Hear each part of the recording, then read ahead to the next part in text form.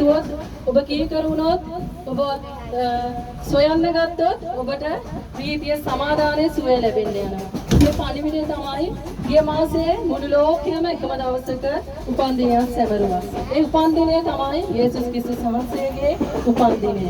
නත්තල කියලා හැඳින්වුවේ ඒ උපන්දිනය තමයි. ඔබ දන්නවද යේසුස් ක්‍රිස්තුස් වහන්සේ කියන්නේ කවුද කියලා?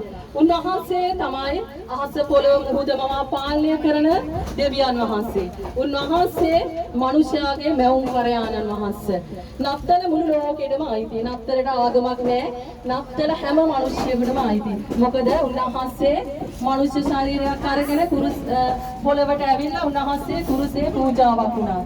ඒ පූජාව එක මිනිසෙක් වෙනුවෙන් ආගමක් වෙනුවෙන් නෙමෙයි. මුළු ලෝකයා වෙනුවෙන්ම තමයි උන්වහන්සේ මහෝත්තම දෙවියන් වහන්සේ අහස පොළොව මුහුද මවා පාලනය කරන දෙවියන් වහන්සේ මනුෂ්‍ය ශරීරයක් අරගෙන ඇවිල්ලා උන්වහන්සේ කුරුසේ පූජාවක් වුණා. උන්වහන්සේ දවස් 3න් මලවුන්ගෙන් නැගිට්ටා. අද ජීවමානව උන්වහන්සේ මිනිසයන් අතර ඉන්නවා. ඒකයි ජේසුස් වහන්සේ ජීවමානයි කියන්නේ. උන්වහන්සේ කුරුසේ මැරුණේ හැම මිනිසෙක්ම රෝග ප්‍රශ්න පීඩා වලින් මේ පොළවේ සමහර ප්‍රශ්න තියෙනවා අපිට හිතෙනවා විසඳුමක් නැහැ කියලා. ඒ ප්‍රශ්න වලට විසඳුම් දෙන්න රෝග පීඩා ඒ ගැටලු වලින් ඔබ නිදහස් කරන්න තමයි උන්වහන්සේ කුරුසේ පූජා වුණේ.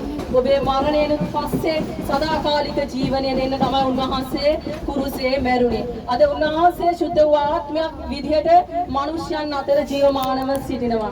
ඒ ජීවමානව සුද්ධ වූ ආත්මය මිනිසයන් තුළට ඇවිල්ලා මනුෂ්‍යගේ ජීවිතේ වෙනස් කරනවා.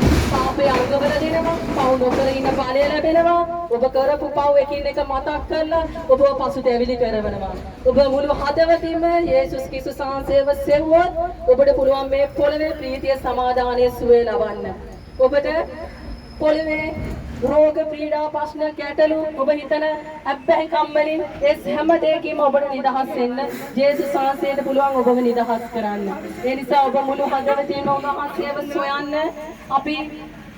අපේ ඇස්වලින් අපේ මුඛයෙන් අපේ වචන වලින් සිතිවිලි කල්පනා වලින් අපි කොච්චර පව් කරනවද? අපි හිතනවා අපි යම් දේවල් කරලා අපිට පුළුවන් ඒ පාප වලින් ගැලවෙන්න කියලා. අපි රහසින් කොච්චර පව් කරනවද? අපි හිතනවා ඒව කවුරුත් දකින්නේ නැහැ කියලා. නමුත් දෙවියන් වහන්සේ සියල්ල බලාගෙන ඉන්නවා.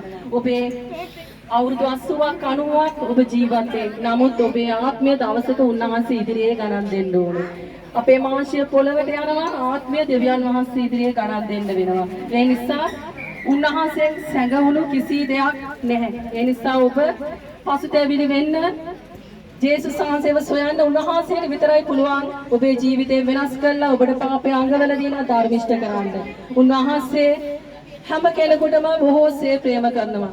උන්වහන්සේ එක මිනිසෙකුට නෙමෙයි ආගමකට නෙමෙයි උන්වහන්සේ හැමෝටම ප්‍රේම කරනවා. ඒ නිසා ඔබ ජේසුස් වහන්සේව සොයන්න සත්‍යත් මාර්ගය ජීවනයත් උන්වහන්සේ ඔබේ රෝග පීඩා ප්‍රශ්න ගැටලු වලට සුවය තියෙන්නේ උන්වහන්සේගෙන්. ඔබ කොහෙවත් එහෙම යන්න ඕනේ නැහැ. උන්වහන්සේ ජීවමානයි ඔබේ හඬ අසන්න. ඔබ තනි වෙලා නිවසේ හෝ ඔබ මොන කාර්යයක යෙදෙනවද ඔබ උන්වහන්සේට කතා කරන්න. ඔබේ ප්‍රශ්නය ගැටලුව උන්වහන්සේට කියන්න.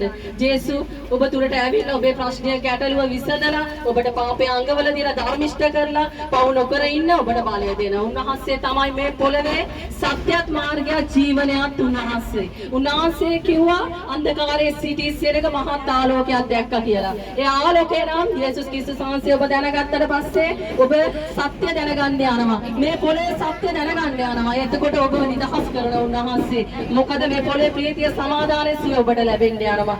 මේ පොළවේ සෑම දෙයක්ම උන්වහන්සේ ඔබට දීලා තියෙන දේවල් ඔබේ දරුවෝ ඔබේ දෙමව්පියෝ ඔබේ වටේ ඉන්න ඔබට දී තියෙන සෑම දෙයක් ගැනම ඔබට ප්‍රීතියක් ඇති වෙන්න යනවා. ජේසුස් ජීවමානයි ඔබ උන්වහන්සේව සොයන්න